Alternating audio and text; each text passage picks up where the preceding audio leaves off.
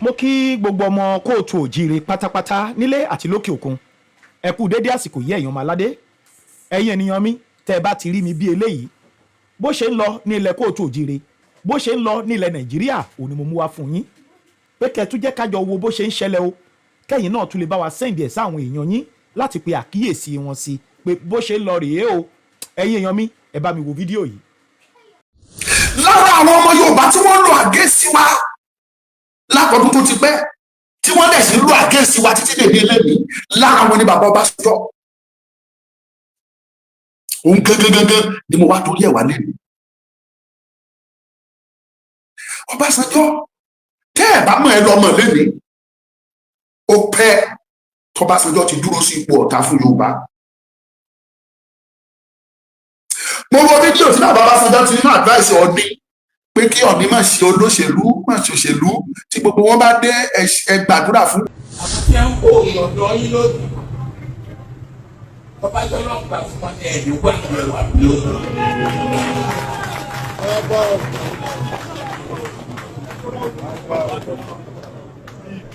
so ó dáa ká ní ẹ̀mí ìdarí ṣùgbọ́n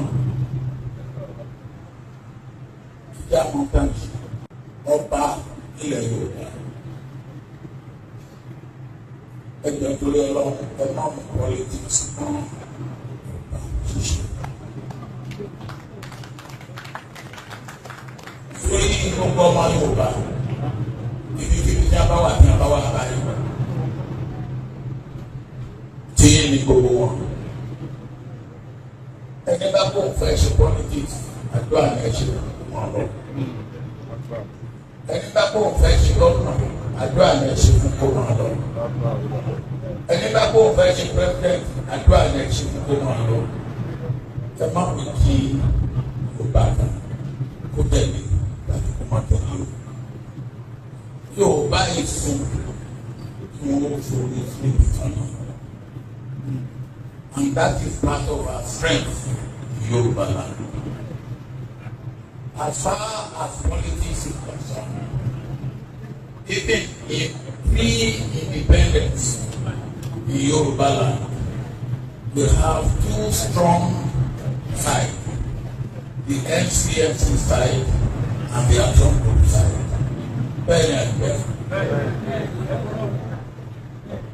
Then after independence, we had the same thing with our Akinola side and Awolowo side. After Awolowo, there are two sides. We have PDP and APC.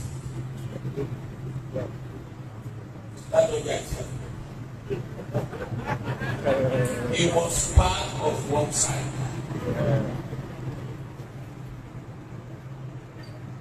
Kábíyèsí, ẹ má jẹ́ kí wọ́n kó tí o sì mú agbádá yẹn tó fi mú ẹ̀rọ ẹ má jẹ́ kó kó wa báyìí. Ẹni bá dé pálásì ó ṣe kábíyèsí ó dẹ̀sán tó fẹ́ ṣe àjọ àlẹ́ ìgbìmọ̀ lọ́wọ́ kó máa lọ. Èmi ò tèmi ní o àsọ̀rọ̀ ẹnìbọ̀dì fún gọ́ọ̀nà tàbí fún pírẹsidẹ́ǹtì ẹ wá kiri mo dẹ̀ gbà kiri and you know I will always be with you. I will always be with you. I also like your spirit. Àwọn tí a ń kó ìyọ̀dọ̀ yín lónìí Ọbásanjọ́ náà gbà fún wọn ní ẹ̀mí wà lẹ́wà lónìí.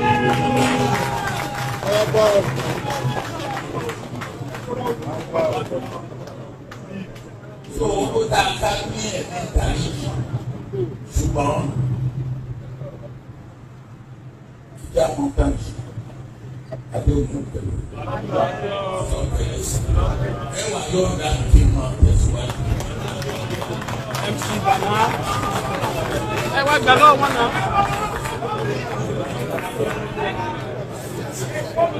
ẹ jẹ́ kí gbogbo wa jẹ́ ká dìde láti bọ́. bàbá wa Olúṣẹ́gun Ọbásanjọ́.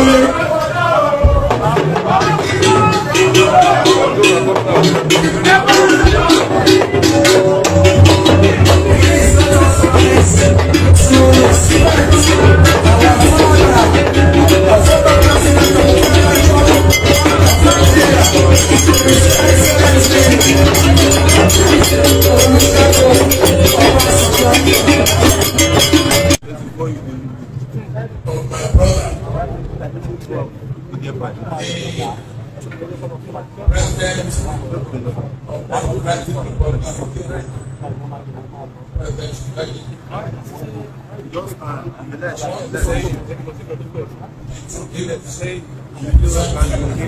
His personal representative,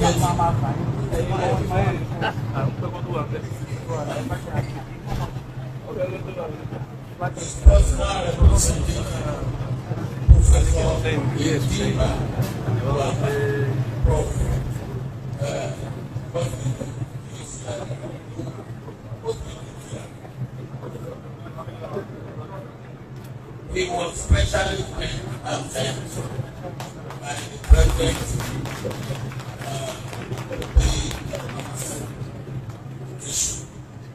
Also, we have here an ambassador of Democratic Republic of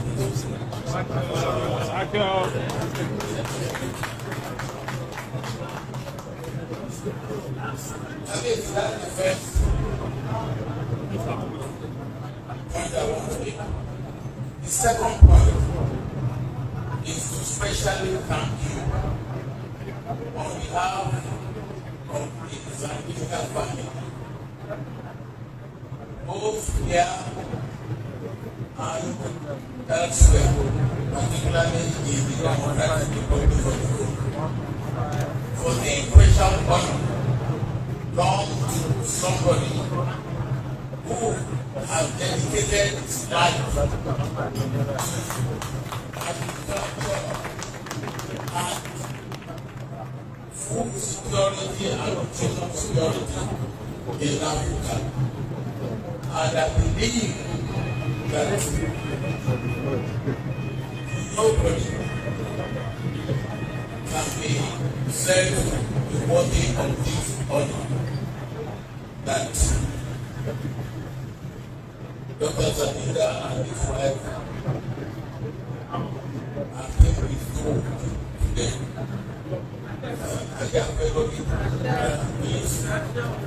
I say that the Zanidas regard this as a challenge to do more than what they have done in this week. And I want to assure you from what I know of the Zanidas, what I know of his work and his commitment to agriculture, he lived up to the expectation and the government of the food.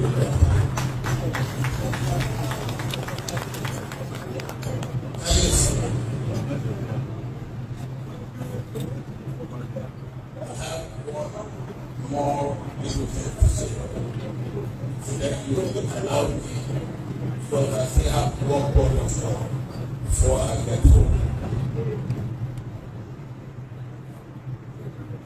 I want to thank my mom for being here.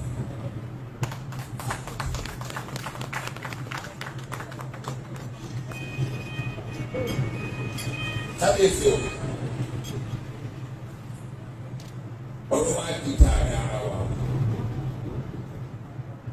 Of their taxes. I'd like to recognize the presence of the Director General of Forest Reserve.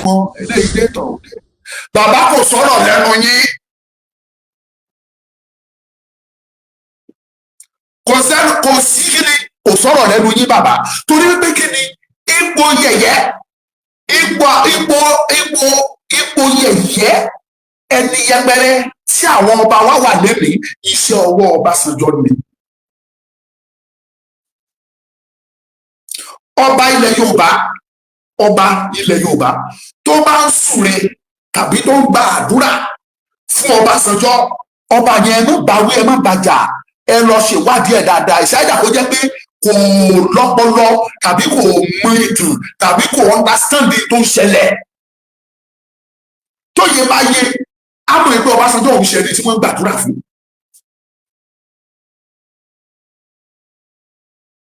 Ọbásanjọ́ òun ló bu ayé àwọn ọba, òun ló ba ayé àwọn ọba jẹ́. ẹ jẹ́ kí n sọ nǹkan kan. Ibi tí gómìnà bá wà tàbí pírẹsidẹ́ǹtì bá wà, kò sí ọba náà ó láti dìde fún gómìnà tàbí fún pírẹsidẹ́ǹtì. Ẹ dìde.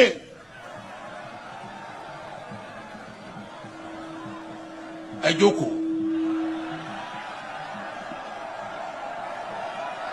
Òun ló bu ayé àwọn ọba, òun ló ba ayé àwọn ọba jẹ́. Ní gbogbo orílẹ̀ mẹ́tẹ̀ẹ̀ta tó papọ̀ tí wọ́n jẹ́ Nàìjíríà yìí, tí wọ́n bá sọ pé àwọn tí wọ́n mọ value, tí wọ́n mọ rírì, tí wọ́n mọ kókó, tí wọ́n mọ pàtàkì nǹkan tí wọ́n pè ní ọba, ìran Yorùbá ni ìran Kóòtù Òjìrè.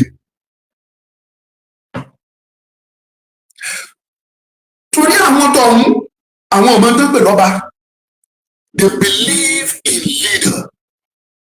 Àwọn ò pé lọ́ba sáàkì ó máa dúró bí olórí wọn. Wọn ò dẹ̀ ní kíní kan rẹpẹtẹ tí wọ́n ń ṣe tí wọ́n fi sọ pé ní ọba wa ni they don't. Ní Áfíríkà as a continent, kò sí ẹ̀yà tó lè sọ pé àwọn value nǹkan tó pè ní ọba tó ìran Kóòtù Òjìrè. Àwa la mọ rírì nǹkan tó pè ní ọba, a mọ pàtàkì ọba. Nígbà táwọn òyìnbó aláwọ̀ funfun yìí dẹ̀ dé, tí wọ́n tún pàdé àpòpọ̀ pẹ̀lú àwọn ọmọ Yorùbá láti fìyà jẹ Yorùbá, wọ́n pàpà yọ àyà wọn bá wa, wọ́n yọ àyè wọn sílẹ̀. Àwọn ìran yìí wọ́n fàlù ọba wọn. Ẹ má jẹ́ ká kàńpà pẹ̀lú ọba wọn, ẹ jẹ́ ká fi wọ́n lẹ̀. Lóòótọ́ a máa ṣèjọba lé wọn lórí, ṣùgbọ́n àwọn ọba wọn ẹ jẹ́ ká fi wọ́n sílẹ̀, ká fi ọwọ́ tí wọ́n ká fi wọ̀ wọ́n. Títí tó fi di 1976. Àwọn òyìnbó kó tó di pé wọ́n gba òmìnira, àwọn òyìnbó tó wá mú wa lẹ́rú yìí, wọ́n sì fún àwọn ọba ní iṣẹ́ gẹ́gẹ́ bí àwọn ní tí wọ́n ṣe sí àmọ́ ní council. Wọ́n á yan òyìnbó kan tí wọ́n tó máa jẹ́ bí district council kìíní kan tó máa bí secretary. Ọba ló máa jẹ́ sí àmọ́, wọ́n wá yan òyìnbó ló máa jẹ́ district council tó máa jẹ́ bí secretary council yẹn. Àwọn ọba ló ń so lórí. Kódà it is on record, ọba wọn fọba ṣe gómìnà, wọn fi ṣe gómìnà ilẹ̀ Yorùbá àbí premier or gómìnà, I don't know. Wọ́n fi ọba Adésọjí Adérẹ̀mí, ó ṣe ìkan nínú ẹ̀, bóyá gómìnà ló ṣe àbí premier Western Region, ó ṣe gómìnà ni, I think it's governor of Western Region. To tell you bí àwọn gan ṣe mọ̀ pé àwọn ìran yìí wọ́n value nǹkan pè ní ọba ṣe royalties. Ta ló wá ojú ẹ̀ ló? Ta ló bojú ẹ̀jẹ̀ pátápátá? Ó níbi tí mò ń lọ, ẹ pé program yẹn ẹ má jẹ́ kó fò lọ bẹ́ẹ̀. Share it. 1975 Múrítàlá wọlé.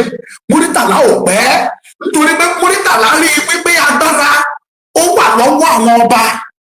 Múrítàlá ti pílánì ẹ̀ àti gbàgbára lọ́wọ́ àwọn ọba nítorí ẹ̀tanú dẹ̀ ní o, ẹ̀tanú àwọn ọba ilẹ̀ Yorùbá kì í ṣe nítorí ìtọ̀dọ̀ tiwọn.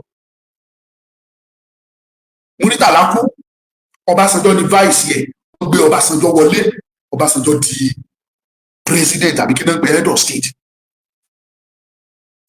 Èyí tí Múrítàlá fẹ́ ṣe egungun igi tó fẹ́ ṣẹ́ mọ́ wọn lẹ́yìn pé kóun lè gba agbára lọ́wọ́ àwọn ọba pátápátá. Mo ń sọ fún yín kẹ́ lọ́mọ lẹ́ni ọmọdé tí ò bá tàn án bá àrọ́bá. Kì í ṣètòrí àwọn Fúlàní, kì í ṣètòrí àwọn Haúsá, kì í ṣètòrí Kànúrí. Nítorí Yorùbá ní ṣe náà fẹ́ ṣe èyí, because kí ló kàn wọ́n yẹn? They only believe in pé lágbájá is our leader. Bó jẹ́ mi ni mo tọ́ ọmọ wọn níbẹ̀ tí mo lówó dání, ránkà dédé tí wọ́n máa ṣe sí mi, ránkà dédé sáàkì, ránkà dédé wọ́n máa ṣe sí mi ni. Mo ti dó lórí fún wọn ní section kan. Mo ti dó lórí. Gbẹ́rù mi tún lórí lọ́wọ́ níbẹ̀ yẹn, wọ́n á tún máa rí bí olórí, wọ́n tún máa ṣe ránkà dédé fún. Majority wọn máa wá sọ̀dọ̀, wọn á tún máa jẹ, wọ́n máa mú, wọ́n máa kírun lọ́dọ̀ ẹ̀. ó ti dolórí wọn. Àwa la làwọn lójú tá a fi mọ̀ pé wọ́n gbé kankan lọ́ba. Àwa la ní tán pè lọ́ba. Nítorí tiwa gangan ni wọ́n ṣe ní Murtala ṣe pinnu àti gbé òfin yẹn kalẹ̀ that he want to ṣẹ́gi mọ́ wọn lẹ́yìn. Francis Ọláníyì, God bless you, lábí pín ẹjọ́ Gani Olóyèdé ẹ pín.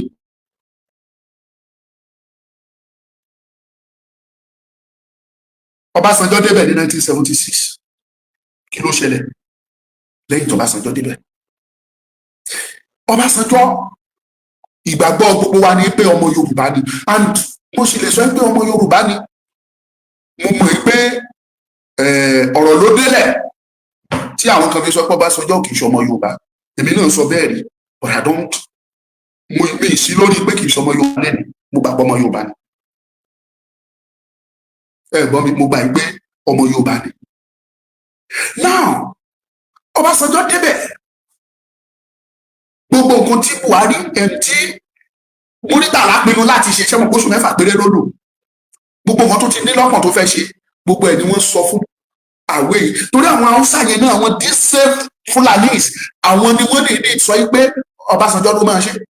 Though Ọbásanjọ́ ló next rank, but wọ́n lè twist ẹ̀ kan gbé ọmọ Haúsá mi síbẹ̀. Àwọn ọmọ Haúsá tó wà ní ránkì tó fẹ́ faramọ́ ti Ọbásanjọ́ wọ́n wà dáadáa, wọ́n lè twist ẹ̀, but wọ́n rí i pé ẹni ó máa ṣe é lò. Wọ́n bọ́ Ọbásanjọ́ síbẹ̀. Gbogbo nǹkan tí àwẹ̀ yìí ní lọ́kàn tó fẹ́ ṣe, gbogbo ẹ̀ ni wọ́n download sílẹ̀ fún pé gbáwó ìta ló ṣe fẹ́ lọ rèé.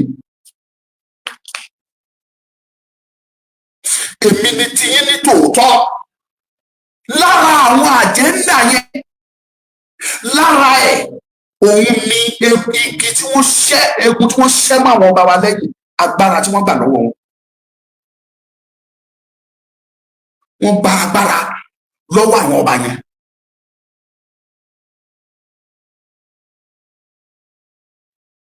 Wọ́n gba agbára lọ́wọ́ àwọn ọba wọn, ò jẹ́ kí wọ́n ní anything. That is 1976 local government edict tó jáde, tó Ọbásanjọ́ fúnra rẹ̀ tó gbé jáde. Wọ́n gba agbára wọn débi wípé wọ́n gbé wọn sí abẹ́ councillor local government. Wọ́n gbé ọba, wọ́n gbé sábẹ́ councillor.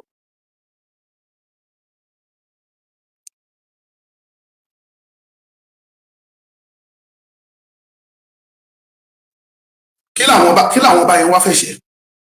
Àwọn ọba tó jẹ́ pé àwọn ló ń ṣe chairman local government, wọ́n gba agbára lọ́wọ́ wọn, wọn ò lè ṣe chairman, wọn ò tiẹ̀ ní agbára àti ṣe councillor. Constitutionally, councillor local government ó ní agbára ju ọba lọ. Ta ló ṣe? Ta ló implement yẹ? Ọbásanjọ́ ni.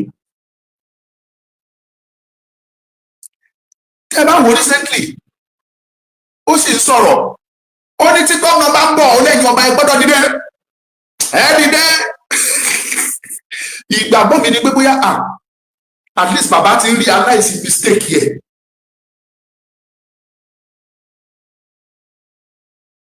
Kì í ṣe pé mo wá kàǹfàsì fún ọba, ó níbi tí mò ń lọ, ẹ̀yin ni kẹ́ farabalẹ̀ kẹ́ gbọ́ nǹkan tí mo fẹ́ mú jáde pẹ́. Mi kàǹfàsì fún ọba, mi ìdẹ̀wà bá Ọbásanjọ́ mi ìwà bájà, ó níbi tí mò ń lọ. Ọbásanjọ́ ló gba agbára lọ́wọ́ wọn lọ́dún 1976. Èmi ò wá sọ fún yín bóyá Ọbásanjọ́ ò ṣe ti Yorùbá, ó kò support Awólọ́wọ̀, ó support Ṣàgàrí, ó gbé position fún Ṣàgàrí, ó ṣe gbá ó ṣàwò. Èmi ò tiẹ̀ wá sọ gbogbo wọn yẹn lẹ́ni, ọjọ́ míì látún lè máa sọ. Òtítí tí mò ń sọ lọ́wọ́lọ́wọ́ yìí, bàbá ló gba agbára lọ́wọ́ àwọn ọba. Òun ni mo ṣe sọ ṣáájú lẹ́ẹ̀kan wípé tá a bá rí ọba kọ́ba tó lóun súre fún Ọbásanjọ́, èpè ló ń ṣẹ́ fún tí ò bá mọ̀. Ó dá ó sàn kó pẹnu mọ́ kó má súre dàn kó lóun súre fún. Torí bọ́ bá ṣe jẹ́ nǹkan tí ò nítumọ̀ lẹ́nu, iṣẹ́ ọwọ́ bàbá Ọbásanjọ́ ni.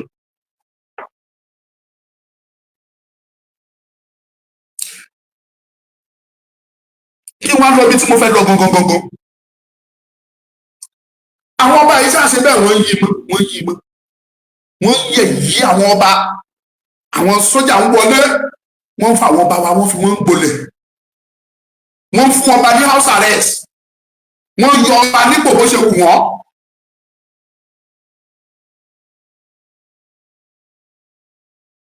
Wọ́n ṣe àwọn ọba wa bálabàla. Èyí tó wá dùn mí ní pé àwọn ọba yóò wá láròjinlẹ̀, wọn ò ronú wọn láròjinlẹ̀ pé bó nìkan ti wọ́ gan-an.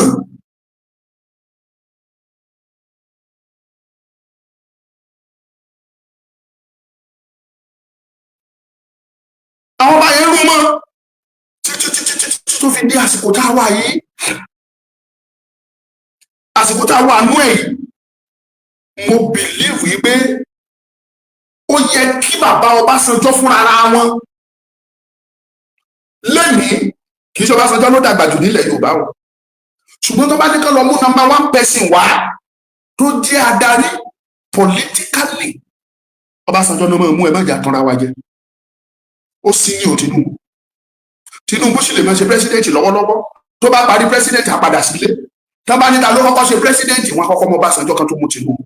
Politically, ẹni tó sì jẹ́ the most powerful politician, má jẹ́ lo powerful, number 1 politician nílẹ̀ Yorùbá lẹ́nu Ọbásanjọ́ ni, let's agree.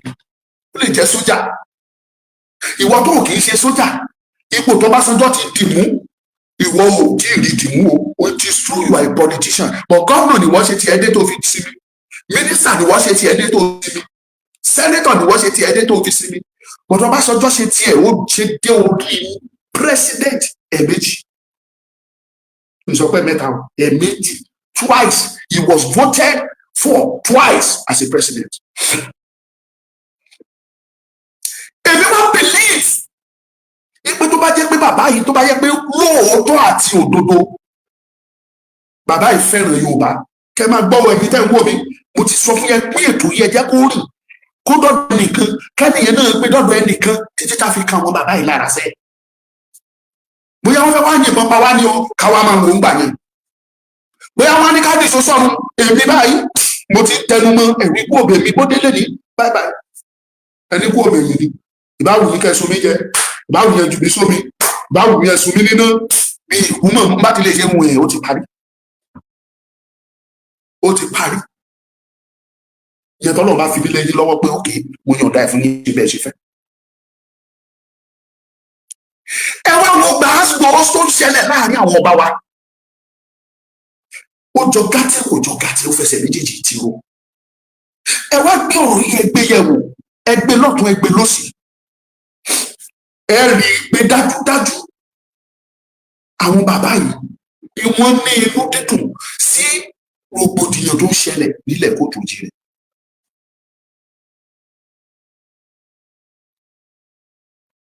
Ọbásanjọ́ ó ní ability láti wọ ààfin Aláàfin Ọ̀yọ́ ní ìgbà tó bá wù. Ó dẹ̀ ní power, ó ní respect, let me put it that way, he has that respect to an extent tó jẹ́ pé tó bá bá Aláàfin sọ̀rọ̀ Aláàfin á gbọ́, tó bá bá Ọọ̀ni Ifẹ̀ sọ̀rọ̀ Ọọ̀ni Ifẹ̀ á gbọ́. Kò sí ọba tó yẹ kó bá sọ̀rọ̀ nílẹ̀ Yorùbá tí wọn ò ní gbọ́. Ṣùgbọ́n bàbá kọ̀, bàbá ò gbé ìgbésẹ̀ kankan. Ìjà àgbà yìí kò ṣẹ̀ṣẹ̀ ṣẹlẹ̀, ó ti pẹ́ tọrọ ìjà èmi làgbà èmi kọ́ làgbà ó pẹ́ tó ti dá wàhálà sílẹ̀ láàárín ìran ọmọ Yorùbá, ìran Kóòtù Òjìrè, ó pẹ́ ó ti pẹ́ tó ti fa ìfàsẹ́yìn bá wa. Kò ṣẹ̀ṣẹ̀ bẹ̀rẹ̀, ó ti pẹ́ tó ti fa ìfàsẹ́yìn bá ìran Yorùbá. Láàárín Lámídì Adéyẹmí àti ọba Ògún Adésíjú Adé, wọ́n jà ọ̀pọ̀lọpọ̀ àwọn nǹkan àlùmọ́ọ́nì ló yẹ kó wọlé, ṣùgbọ́n torí àìgbọ́ra ẹni àwọn méjèèjì wọn ò ríyàn bọ́wọ́ lùwé. Àwọn tó yẹ kó gbé nǹkan rere ribiribi yẹn wá, wọ́n tún gbé nǹkan wọn padà. Yorùbá ń padà sẹ́yìn. Inú àwọn sójà òkè lọ́hùn dẹ̀ ń dùn sí. Èyí tí mo fi wá sọ fún yín ni pé bàbá Ọbásanjọ́ fúnra rẹ̀, mo bí mo ti ṣe program, mo ti sọ bàbá yẹn fúnra rẹ̀ yìí ṣiṣẹ́ fún wọn Fúlàní. ó gbẹnu mi because majority ìjọba tí Ọbásanjọ́ ṣe ó ṣe láti favour Fúlàní ni constitution tó fi ṣèjọba Fúlàní ló bá kọ́ wọ́n gbélé lọ́wọ́ ni ó dẹ̀ fi ṣèjọba lé ní lórí 80% in favour of the north ó dẹ̀ ń ṣe yẹ bàbá yìí ní agbára láti settle matter yẹn láàrin ìkíní àti kejì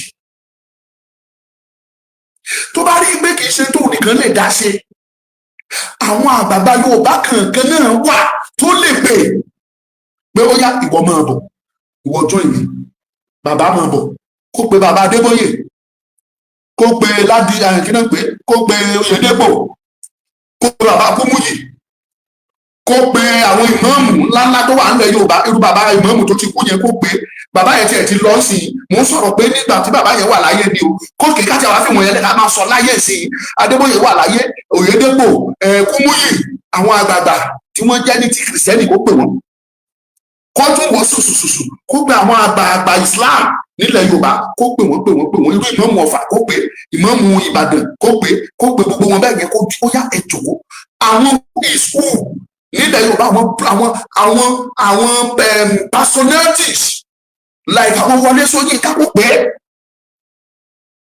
kó gbàgbé ìjà tó wà láàrin òun àtàwọn bóyá Fálànà kó pe Fálànà as ọlọ́pọlọ tó dẹ̀ jẹ́ lọ́ọ̀yà kó pe àwọn bàbá Wọlé Ọlánìpẹ̀kun kó pe bàbá Afẹ́ Babalọ́lá kó pè wọ́n ó yá bàbá Fáṣọ̀rántì tí ó yá ìjòkó ọ̀rọ̀ yóò sọ̀rọ̀ òṣèlú he has the power to do that kó pè wọ́n jòkó bóyá bàbá ibi tọ́rọ̀ dé dúró ya fẹ́ sẹ́tù ọ̀rọ̀ iṣu àìgbọ́ra ẹni yé tó wà láàrin àwọn ọba wa enough káwọn ẹ̀yà míì káwọn máa fi Yorùbá ká máa fi wá ṣẹlẹ́yà Ìgbò fi wá ṣẹlẹ́yà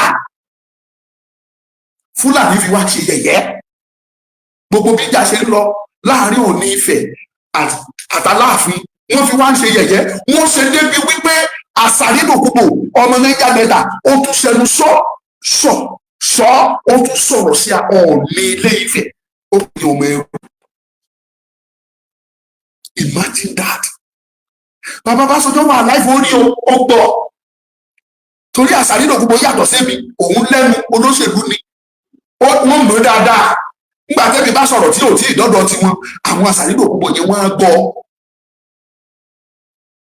Àsàrídòkúbò tó fi ẹnu ẹ̀ ó fi pé Ọọ̀ni Ilé Ifẹ̀ ó ní wọ́n sọ pé ọmọ ẹrú ni ó ń pàtẹ Yorùbá ó ń pa fáwọn ọmọ Yorùbá kí bàbá yìí pé gbogbo wọn yìí kí wọ́n dẹ̀ sẹ́nu mọ́tà yìí ọjọ́ táláyé ti dáyé lọmọ èèyàn ti ń jùyàn lọ èèyàn náà gbàdúrà pé Ọlọ́run jẹ́ kọ́mọ mi jù mí lọ bàbá tó bí Ọ̀tẹ́dọ́lá bàbá tó ń pè ní Ọ̀tẹ́dọ́lá gẹ́gẹ́gẹ́gẹ́ ìyẹn bàbá Fẹ́mi Ọ̀tẹ́dọ́lá tó bá wà láyé kò lè lówó tó fẹ́ ní ọmọ yìí ó dẹ̀ máa gbàdúrà nípa Ọlọ́run jẹ́ kọ́mọ mi lówó jù mí lọ kó ní ṣe jù mí lọ bàbá tó bí Mike Adenuga àti ìyá ẹ̀ wọ́n máa gbàdúrà ní pé kọ́lọ́run jẹ́ kó túbọ̀ máa ga sí ó ti ga jù wọ́n àdúrà kó ga jù wọ́n lọ náà sì máa gbà kí bàbá sọ ọ̀rọ̀ sọ́tún kan sọ sósì kan kúrí ẹ̀ tì kan sọta láàfin fún kan dẹ̀ sọtọ̀ ní fún pé ẹ wá ẹ̀yin méjì lẹ́ ń fa ìfàsẹ́yìn báyìí lọ gbòòtò òjìrè Ọ̀yọ́ pọlitikálì wọn máa bẹ́yìn lẹ́ni agbára no doubt but you must respect your source anybody tó bá jẹ́ ń bẹ̀ the more tí o ti sí ìjà ọba ní Ifẹ̀ bá ẹgbẹ́ Ifẹ̀ lólórí traditionally after all traditional king ló jẹ́ Ifẹ̀ ibẹ̀ ni source fún Yorùbá ẹ gbà fún bóun ní number one ọba nílẹ̀ Yorùbá kẹ́ẹ̀dì ọmọ bẹ́ẹ̀ ṣe máa bá wọn tó ṣùgbọ́n kàkà kó kẹ́ pa náà níṣẹ́ ni bàbá yẹn níṣẹ́ náà bu iná sí ṣe àwọn àtàwọn olóṣèlú náà tó gba tẹ̀yìn lọ bá wọn tó ń promise wọn ní tí ò sí tí gbogbo ẹ̀ tó fi ń gbóná sí jọjọjọjọjọjọjọ on daily basis lójoojúmọ́ ọ̀tọ̀ la máa gbọ́ lẹ́ni tó bá tún dọ̀la ọ̀tọ̀ ní ta máa gbọ́ ọ̀tọ̀ lélẹ̀ tá a sọ ẹ jẹ́ kó tún dọ̀la ẹ tún gbọ́ tuntun.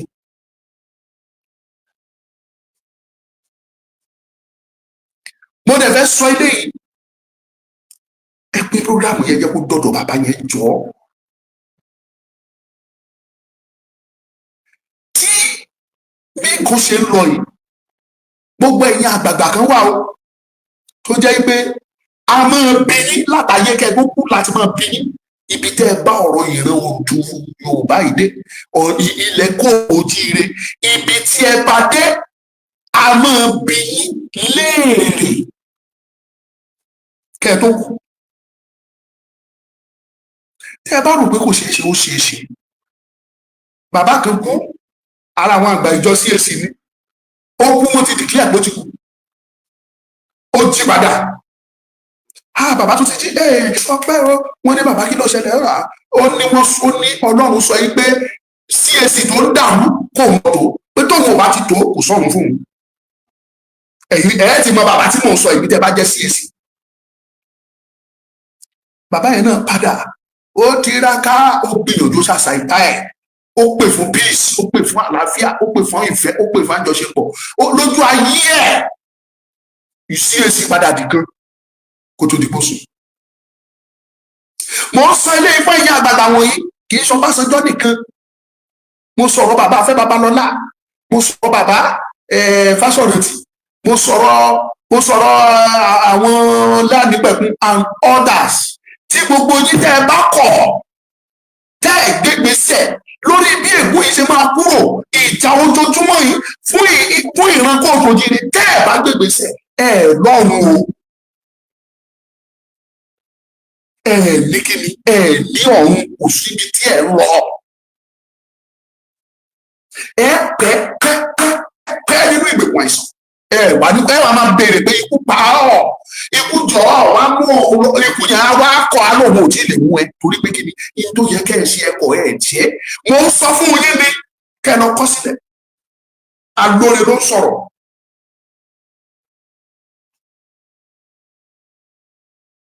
tẹ́ ẹ bá kọ̀ tẹ́ ẹ gbégbèsè yẹn ẹ ní kú bọ̀rọ̀ ẹ wà nínú ìrora ẹ máa tọrọ fún ikú akọ̀kọ̀dé fún.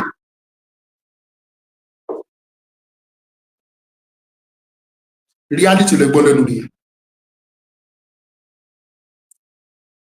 kí n tún wá máa lọ bàbá wa sọ̀rọ̀ wọn làwọn advice Ọọ̀ni pé kí Ọọ̀ni má ṣòṣèlú gbogbo olóṣèlú bá wá sọ́dọ̀ ẹ̀ kó gbà fún wọn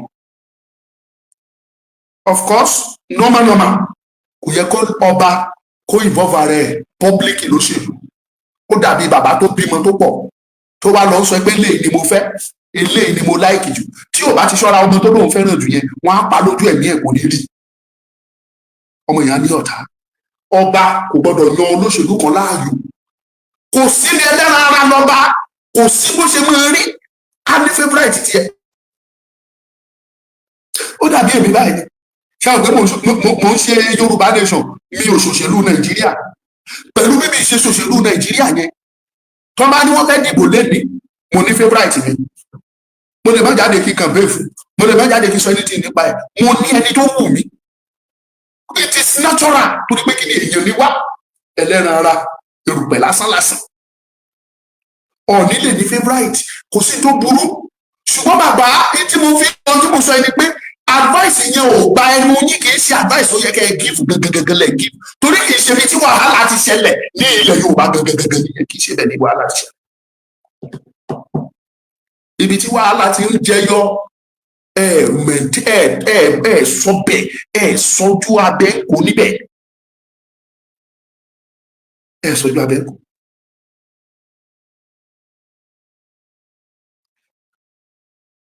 parí ọ̀rọ̀ mi ẹ wá wo bí ilẹ̀ Yorùbá ṣe ń lọ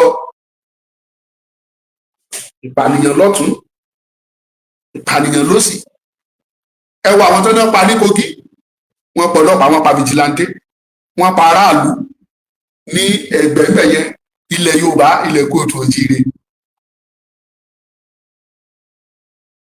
ṣé bó ṣe fẹ́ máa lọ nìyẹn ṣé bó ṣe fẹ́ máa rí lọ nìyẹn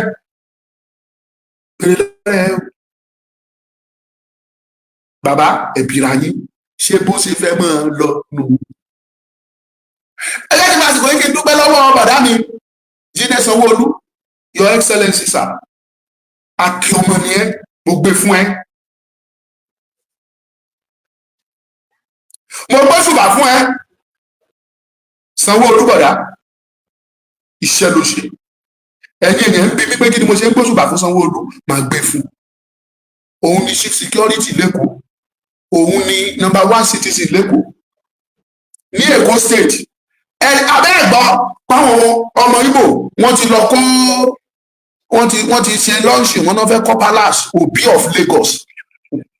ayé ti gbà mí ló tẹ̀lé gbà mí. Obi of Lagos, Yorùbá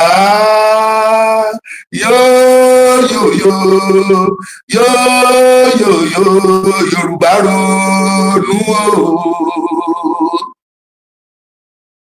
Yorùbá yoyoyo bí iná alẹ́, Yorùbá rúrúrú bí omi òkun, Yorùbá bàbá ni bàbá ń ṣe.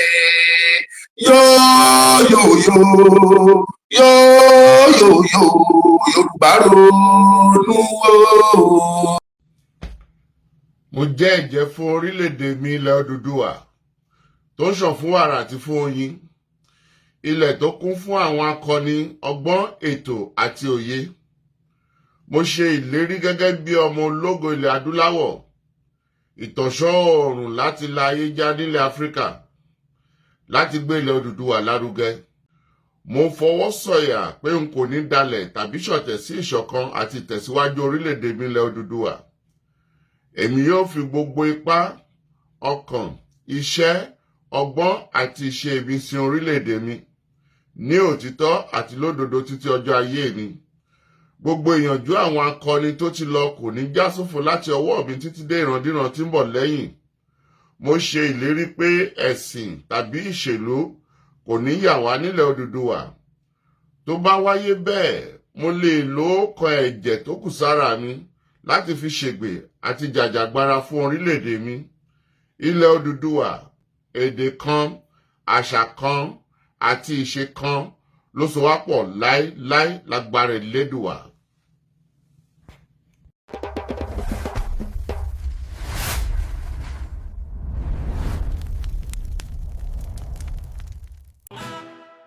Wetin you dey wait for? If you never subscribe to Arole Baba 1010 Media and TV, you dey miss street gist.